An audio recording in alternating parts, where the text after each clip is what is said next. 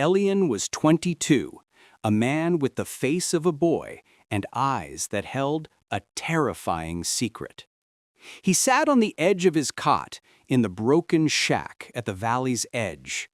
The air smelled of dry earth and poverty. He held his battered velvet hat. To the world, it was a joke. To Elian, it was a curse. He closed his eyes. He didn't just reach in, he paid a price. A sharp pain shot through his temple, the cost of defying nature. He pulled his hand out, clink! A coin of solid, heavy gold dropped onto the dirt floor. It bore the face of a king dead for 1,000 years. Elian looked at it with disgust. He could buy the village. He could buy the province. But he kicked the coin into the shadows where the rats lived. What is the value of gold, he thought, if it cannot buy a single moment of truth? He was a billionaire in a beggar's coat, starving for something real. He wanted a connection that wasn't transactional. He wanted to be seen, not for what he could give, but for who he was. Layla stood on her high balcony, a prisoner of her own making.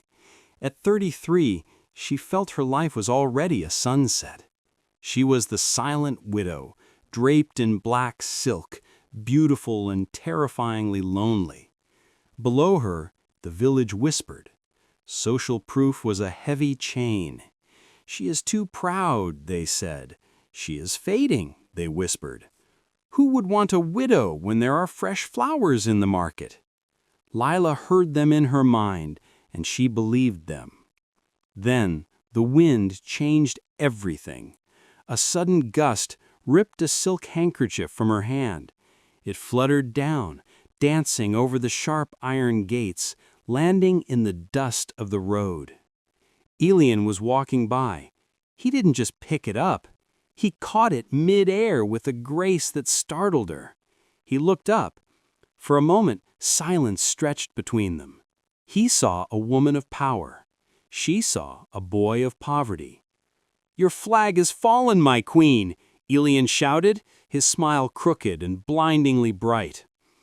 Layla's heart hammered against her ribs.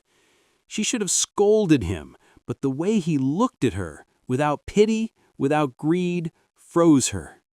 "Leave it," she called down, her voice trembling. "It is soiled now." "Dirt washes off," Elian said, tying the silk around his wrist. "Memories do not. I will keep it safe." For weeks, Elian returned. He brought gifts that cost nothing but meant everything. A stone that sparkled blue, an origami bird made of leaves that flew on its own. Layla watched him from behind her curtains. The Socratic questioning plagued her mind. Why does he come? Does he see a mother? Does he see a purse? Or is he mocking the old widow in her tower? He was 22, vibrant, alive. She was 33, wounded, cautious. "Come down," Elian whispered one evening, climbing the ivy to sit on her wall. "The moon is full. Let's walk." "I cannot," Layla said, standing in the shadows of her balcony. "Why?" "Because I am Layla the widow, and you are Elian the drifter. The world has rules, Elian." "Rules are for people who are afraid to live," Elian countered. "I have talents. I could show you the world." "You have nothing," Layla snapped, her insecurity lashing out. Reciprocity failed here. He offered hope, she returned fear. "You have a torn coat and a smile. That does not pay debts. That does not stop time." She turned away, leaving him alone on the wall. She wanted to run to him, but the doubt, the terrifying doubt that she wasn't enough for him, held her back. The crisis arrived with the dawn. Harun, the tax collector, banged on her iron gates. "The debts of your husband are due," Harun roared. 5,000 gold pieces. You have until sunset tomorrow." Scarcity kicked in. The deadline was absolute. Layla's world crumbled. 5,000? She didn't have 5. She would be thrown into the street. Her dignity, the only thing she had left, would be stripped away. She collapsed in the garden, weeping into the dirt. The Ice Queen melted into a terrified woman. Elian found her there. He jumped the gate, rushing to her side. "Layla, who hurt you?" She looked up, her eyes swollen. Shame burned through her. She didn't want him to see her like this, broken and poor.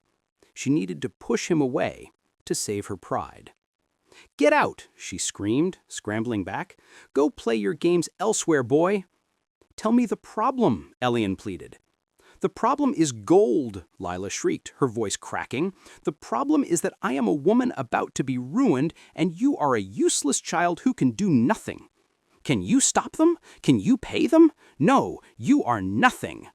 Elian went still. The wind howled through the garden. The insults didn't make him leave. They transformed him. "You think I am useless because I am poor?" Elian asked. His voice wasn't a boy's voice anymore. It was deep, resonating with a power she had never sensed. "You think gold is the measure of a man?" "Yes," Layla lied, sobbing. "Leave me alone." "Very well." Elian took off his hat. He walked to the center of the patio.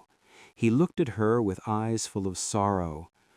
"I wanted to give you my heart, but you only want currency." He turned the hat over. He didn't pull out a coin. He unleashed a storm. The contrast was blinding. From the tattered, worthless hat came a waterfall of pure, shining gold. It didn't tinkle. It roared like thunder.